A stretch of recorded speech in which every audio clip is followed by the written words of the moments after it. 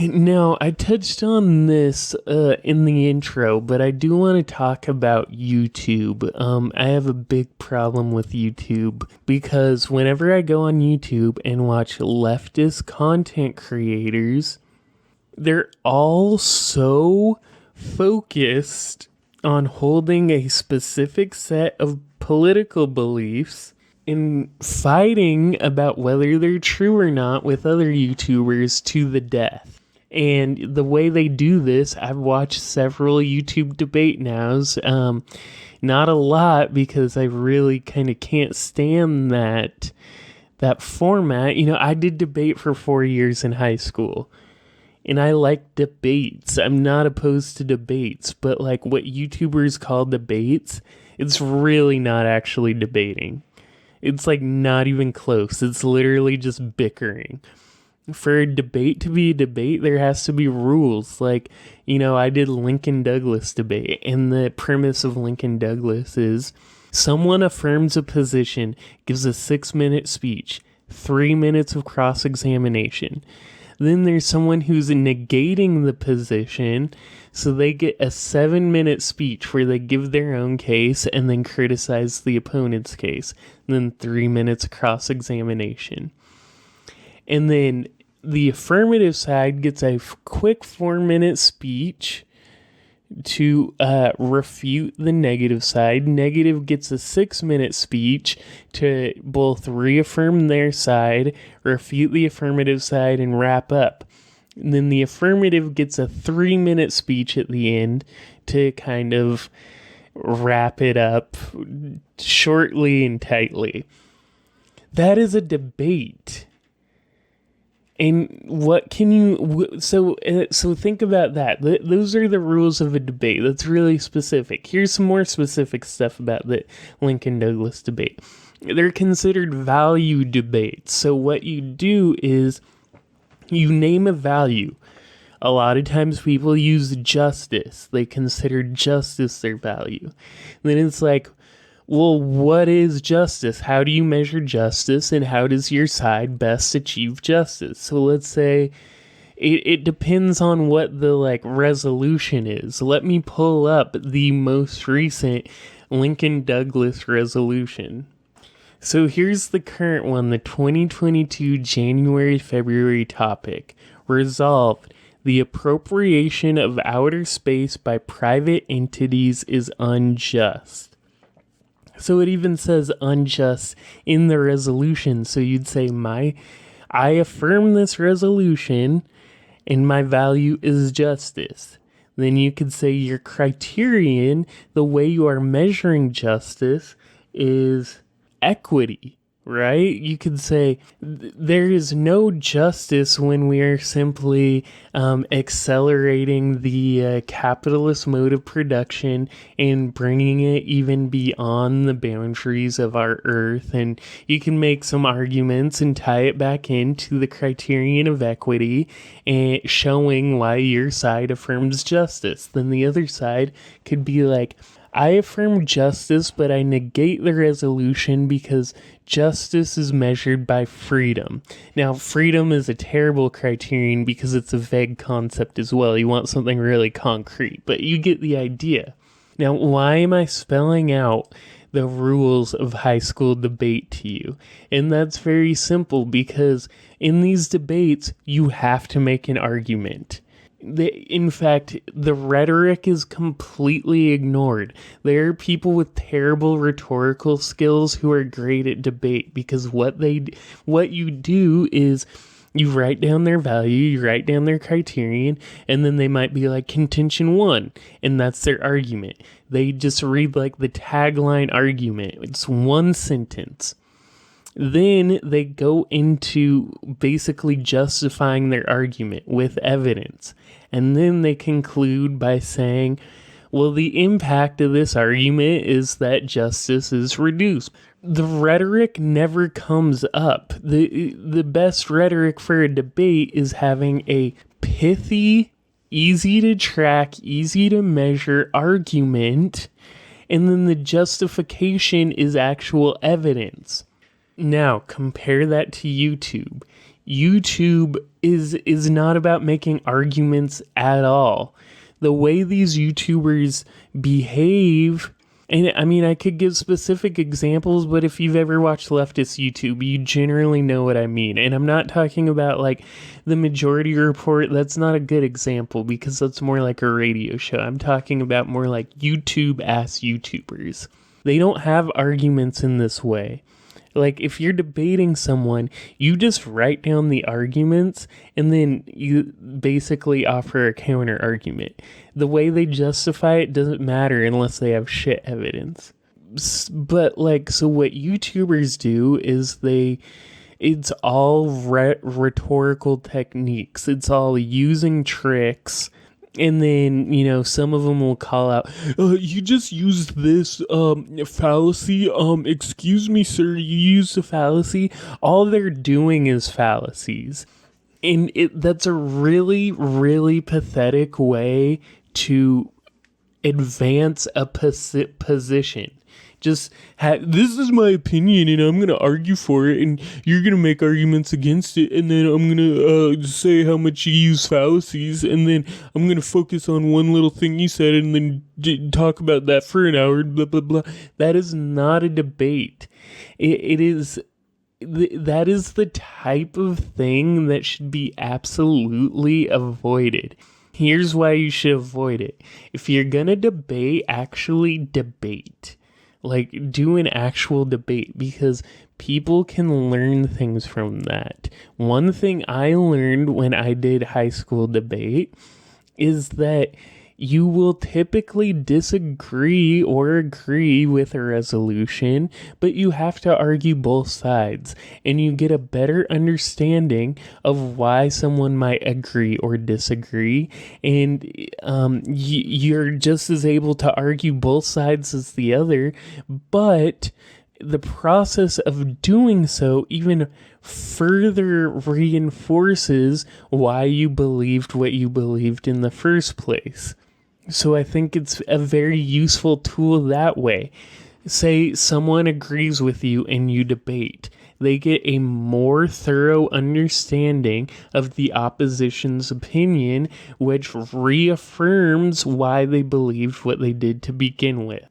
When your debating is pure rhetoric, when it's just pure, just like talking out of your ass, trying to seem smarter, just desperately trying to defend a point with all these little tricks and tips, that does not give you any insight into the issues at all.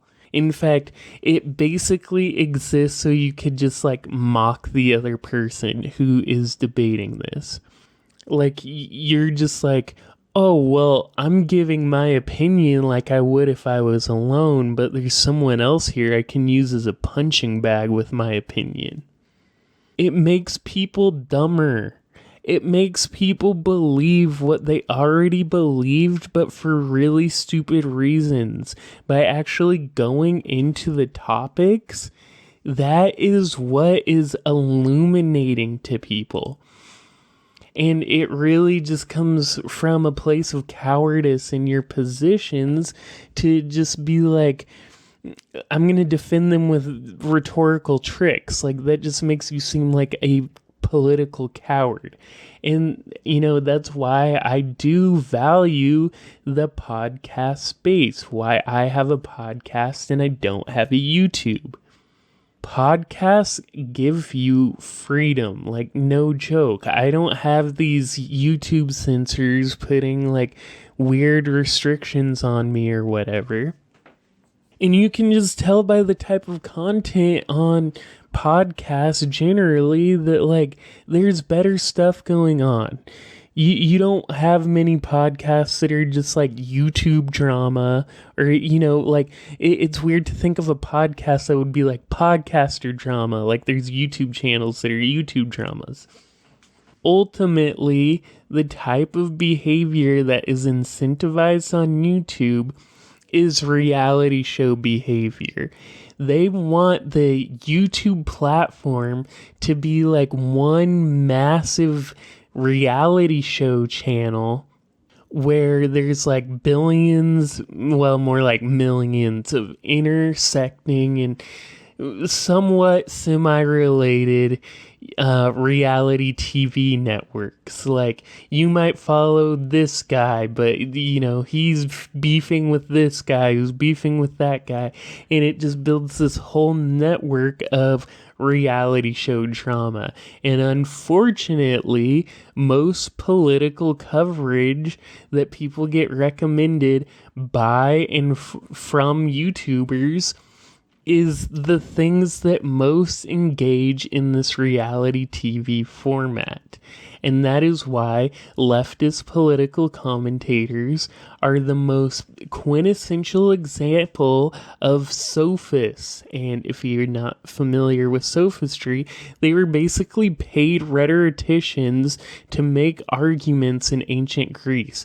They openly didn't really believe what they said, and even if they did, it didn't matter because they're just paid to make arguments on behalf of someone. It's the most hollow, it's hollow. It is absolutely hollow. And what sophists will tell you is, oh, I'm actually really important because I'm a better writer than I'm a speaker.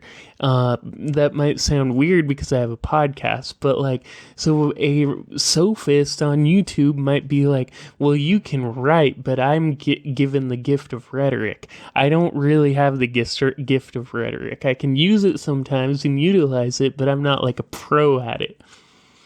And the sophists will be like, you need me to debate these people. And my response is, no, we don't, because you're not actually good at debating. You're good at bickering for like a bunch of clapping teenagers who are like, ha ha, we love this drama, yay! That's what you exist for. That is not helpful. It is less than helpful. And I mean, one of the YouTubers who really prompted me to post that is the guy Vaush. And I don't know him very well. I've talked about him on the show before because, I've seen clips from his stream, and I gotta say, him and some other streamers, I don't remember their names. Like I said, I don't watch a lot of this. I just see videos from their stream and kind of move on, forget who they are. I don't really I try my best not to cling on to personalities, because that is when you enter this dark void in your mind of fandom mentality, which is extremely destructive. Anyway, that's besides the point. I baked you a pie. Oh boy, what flavor? Pie. Dad, I'm hungry. I'm bad. Why did you name me this way? Why? I've been seeing a lot of people like Vaush, or people like him, who are really fear-mongering about this war between Ukraine and Russia. And I want to, in about 15 minutes, elaborate on my position on this, because a lot of these left-wing YouTubers are Warhawks. They will become, they're basically metamorphizing into what I always thought they would become, which is our generation's version of neocons. Here's what they say about Russia. It's fascistic, and we have to stop fascism. They're imperialists, and we have to stop imperialism. They're encroaching and expanding into Ukraine, so we have to stop them. Are all of those things true? I mean, more or less. I don't think Russia is particularly more fascistic than the United States, however. And I also don't think they're going to invade Ukraine. So what we're left with is a bunch of Americans screaming that we have to occupy Ukraine in order to fight the fascists. Does that sound familiar?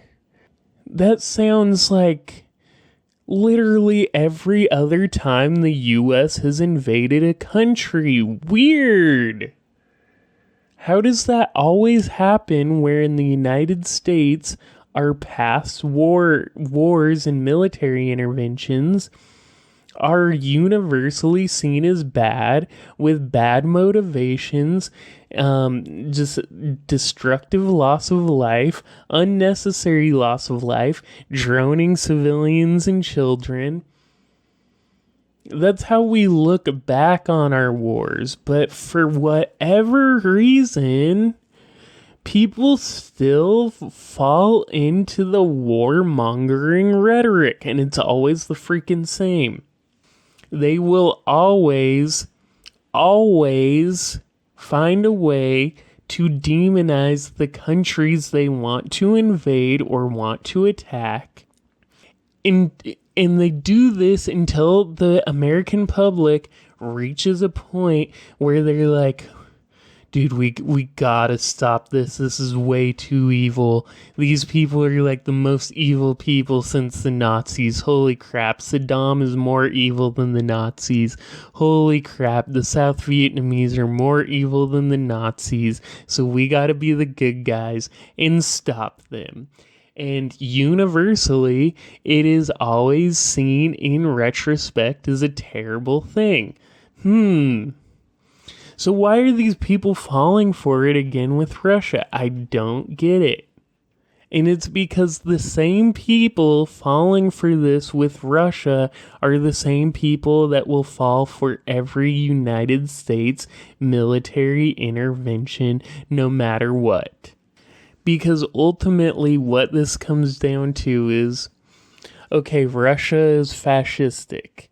So is the US. Why aren't you whining about that more, huh? It's your country. Talk about that. If you want to argue that the Russia is more fascistic than the US, I just, that might be true, but like the US has more power, more imperialist influence, more of a stranglehold on the global economy, and you live here. So focus on that maybe. And then we have to stop Russia because we have to stop imperialism. I mean, that's just indisputably true that the US is just absolutely way more imperialistic than any other country in the world. It's not even close. End of discussion. If you disagree, you're a freaking moron. So why don't you focus on your country? And when you bring this up, they always say, well, that's whataboutism. You're doing whataboutism. And my thought to that is always, no, you're doing whataboutism. The reason you are concerned about this is because the U.S. ideological apparatuses, like cable news and major newspapers, I covered this 2 weeks ago, an article from David Brooks, where he's basically like, in the New York Times, it was an op-ed. He was basically like, there's all these ways that America, like, really sucks. Like, America's going down the shitter, and I have no idea what to make of it. And then they'll be like, oh, yeah, so just so you know, Russia's, like, super evil, and they're, like, really bad, and, like, please forget about all the ways that the U.S. is bad. Just focus on Russia, okay? That's the original whataboutism. They are saying, what about Russia? Because the question is, what the fuck is wrong with the United States? And they say, what about Russia? And then when a Vaushite or some other so-called leftist neocon is making YouTube videos, they'll be like, well, it's whataboutism to bring up the United States. No, the original question is, what are we going to do about this shithole ass country of the United States? And you said, what about Russia? And I'm forcing you, I'm holding your head down into the United States and saying, no, you're going to figure this out, you freaking idiot. That's what we were talking about. And when the Iraq War started, I don't think anyone really saw the U.S. as being in decline. But now they obviously do. And I think in retrospect, we could see the Iraq War as a desperate attempt to make the U.S. stay imperialistically relevant. Because when empires start falling, they start doing more and more things to stay relevant, and they only have one tool, which is the imperialist tool they already knew. So they're like, the way to solve our problems is expand the way we always have. But the problem is, it's a declining empire, so they no longer have the ability to expand. That's the self-defeating part of it. And these attempts to, expand NATO, to expand blah, blah, blah, to expand the U.S. sphere of influence, blah, blah, blah. These are all desperate attempts to keep the U.S. the single imperialist force in the world. Like, all that would happen if the U.S. continues, supporting Ukraine, might even have foot on the ground presence in Ukraine, and let's say a war does end up happening, which it won't happen unless it's provoked by the United States and NATO, by the way. Let's say the war does happen, right? What will the consequence of that be? The U.S. will probably become embarrassed, or they will turn Ukraine into a massive military base so they can circle freaking Russia on all sides. Those are what's at stake here, okay?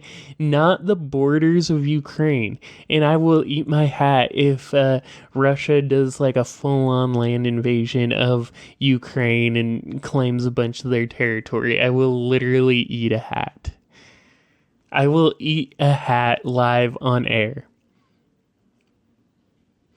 But even if Russia did do that, yes, that might be bad, but all of that is besides the point that the United States has no business being the world police whatsoever. End of sentence. That's all there is to it.